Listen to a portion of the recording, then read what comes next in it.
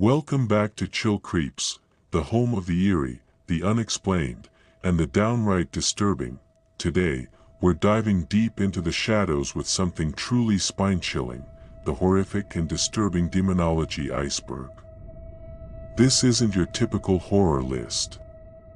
I created this entire iceberg myself, layering it from the surface-level myths to the most obscure and terrifying corners of demonology. If you're a fan of the occult, dark lore, or just love losing sleep over ancient evils, you're in for a treat, so grab your headphones, dim the lights, and descend with me into the abyss.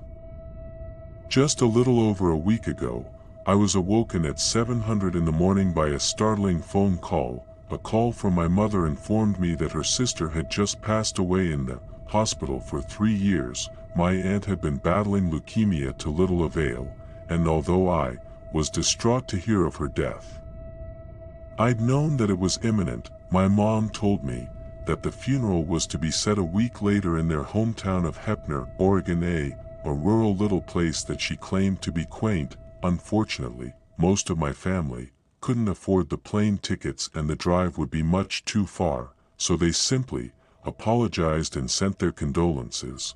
I began to take great pity upon my mother. If I didn't attend the funeral, then she would have to go alone. I pictured her at the funeral more inconsolable than she sounded on the phone. I knew I had to go or I would regret it later. That day my mom called again through sobs. I managed to hear her say that I was to stay a week with her in Heppner beginning tomorrow, if at all possible. She was currently living in her deceased parents' home that they had left me. Aunt in there. Well, she had moved in 6 months ago to be with my aunt for her last moments on earth. Their parents had passed away about a decade ago, within months of each other. I couldn't let my mother toil away in the home where all her loved ones kept dying, so I made a vow to her that I would see her early the following morning. I could almost sense her smile at the sound of my words, and she said, "Do hurry," dreamily. Then the crying resumed. I assured her that I'd be there before she knew it, and that I loved her. Before hanging up, I then gathered a bag of clothes and toiletries, and proceeded to call the nearest airline, auspiciously snagging one of the last available spaces for the 5:00 a.m. departure. I groggily awoke the next morning long before I usually did on an average day. I grabbed my lone bag and drove down to the airport. As you'd assume, it was hectic there even at 4 in the morning.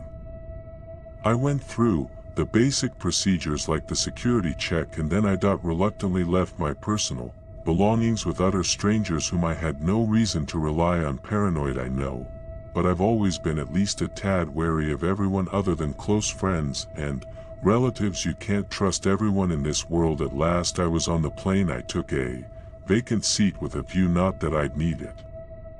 I used every minute of that 2-hour flight to try and catch up on sleep. The flight wasn't as bad as I'd envisioned it to be. In spite of my contorted sleeping position, there were no delays, and I was in Heppner around 8 a.m. just as I had planned. I got a rental car and phoned my mother for directions. She was still barely audible through the tears. I thought that I had better do something to uplift her mood, so I decided to pick her up a nice bouquet on the way there. Thankfully, such a store was provided not even a mile from the rental car. Building C. That's the convenience of small towns like Heppner. I arrived at my grandparents' old house about 20 minutes later. That I got out of the car with the flowers, and was immediately appalled, saying that the house was dilapidated would be an understatement. I would have guessed it to be condemned if I was just driving by. The yellow paint was beyond chipping. It was completely missing in some spots too. Windows were boarded up with a horrifying greenish wood. The grass was overgrown. The fence had fallen over. The roof had few shingles left. I could go on for days, but I just shook my head and started up the staircase to the door, which was missing too. Out of the 3 stairs, by the way. I tapped on the door and stood there for a moment, not sure what to do with myself. I checked myself in the reflection of a nearby window.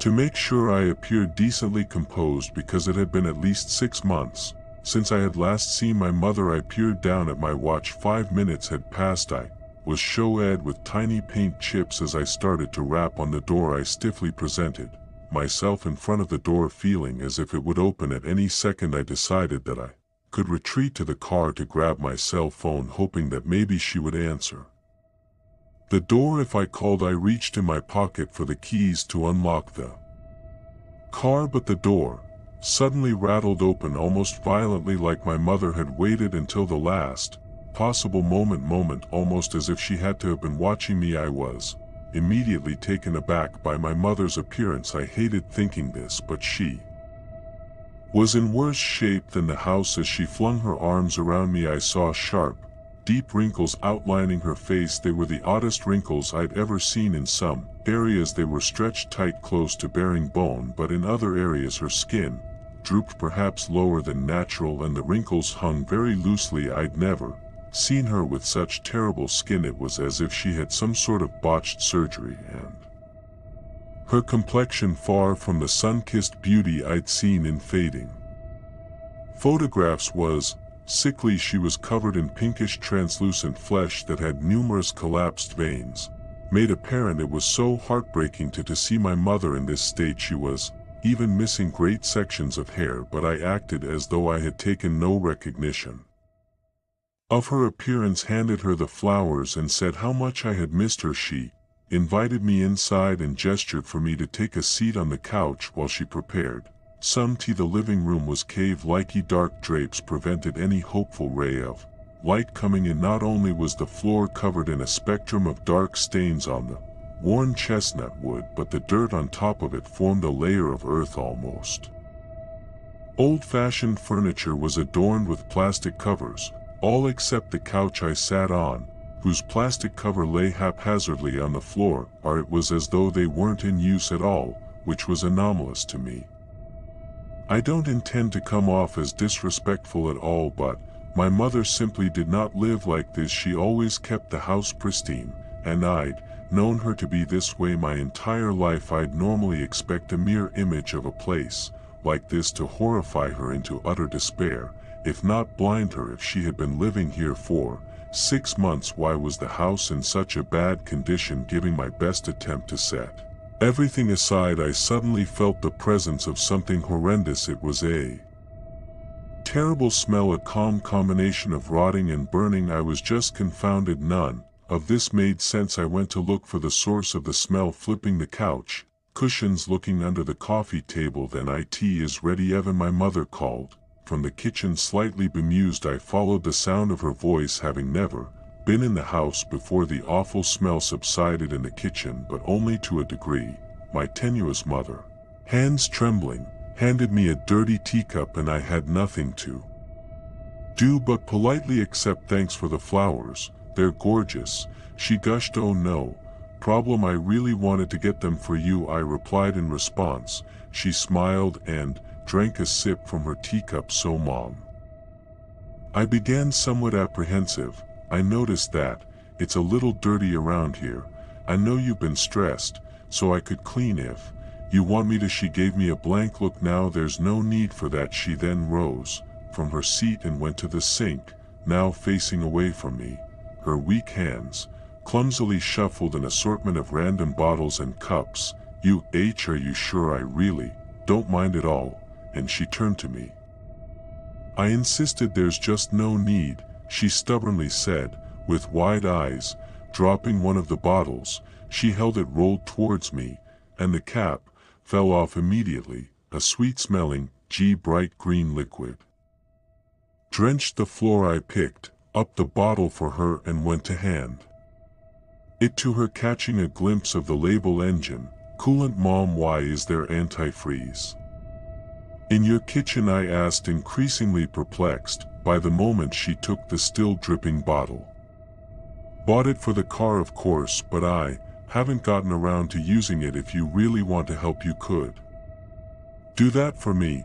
She placed it next to a blue container that I assumed to be motor oil from the designate off the label. The other containers either didn't have a label or were facing the opposite way, sure I said retracing my memory to any other times before that my mother had acted so eccentric nothing memorable came to mind.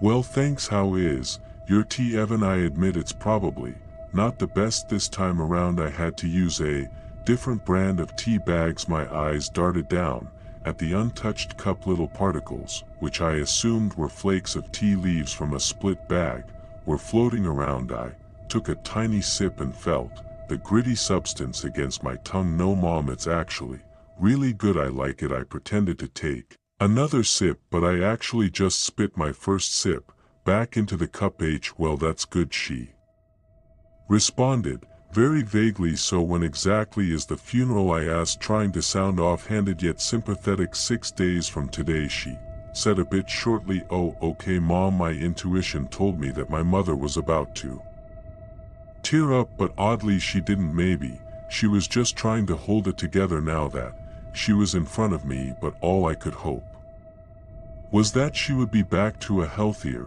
state as soon as she could be hey mom would you mind if I took a shower I'm sorry, but somehow I forgot to get one before the flight, oh sure go ahead she said and pointed upwards I presumed that she was referring to the staircase, but she could not be any more ambiguous I went back into the living room and found a staircase a few feet away from the unfortunately aromatic couch I had just sat on as I climbed the stairs I felt as though the wood was about to give way because it was just so flexible at the top of the stairs I was immersed in total darkness I scanned the narrow hallway for a light switch as soon as I found one a dim light bulb close by flickered, the walls around me were covered wholly in handprints of blood that coated, prominent scratch marks everywhere I looked the deep indentations wore away the paneling going inches and inches into the wood I took a step back. Stunned but this sight could almost be disregarded and forgotten after what I saw at the end of the hallway it was the most unnerving thing I had ever had the misfortune to lay eyes on, one could say it resembled a human although its flesh was ripped off obscenely.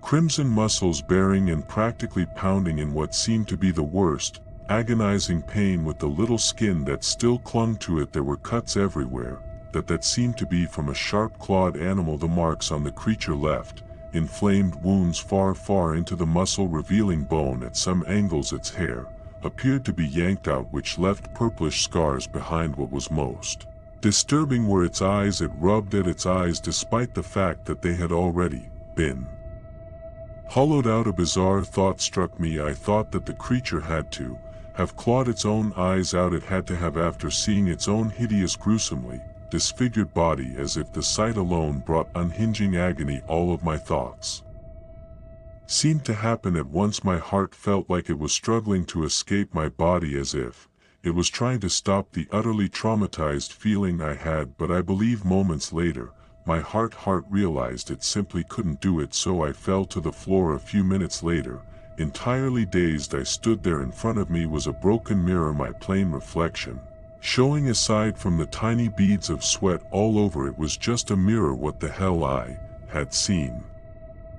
And I don't know I was astounded at this vision I just had nothing was making any sense I could only conclude that my high anxiety was fabricating things out of thin air that I wasn't in the right state of mind gathering myself back together I spun around as the lights gave a feeble flicker lasting a millisecond but the walls no longer bore the scratches or blood in fact there were no signs of the walls having any indentations or stains at all I took in the old paneling for a good moment assuring myself that this is reality I forced myself to shrug it off. I had a panic attack due to stress plus I had barely slept going back to my original motive to take a shower I saw 3 doors in the hallway I took a wild guess and grabbed the rusted doorknob of the middle door I had guessed right it was the bathroom which was also ill-maintained I could tell that it had once been a sterile-looking white room there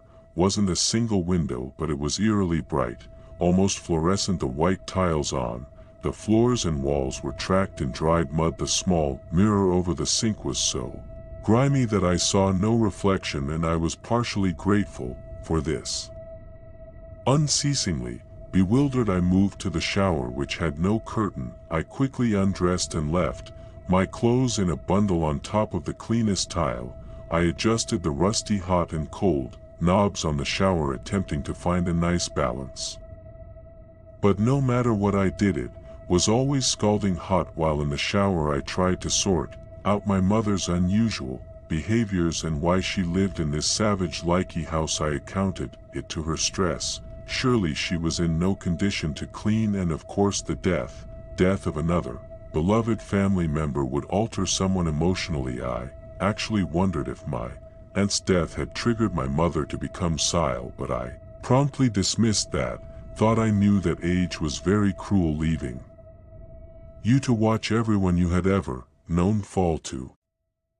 That's enough for today. Wait for part 2 and have a good day.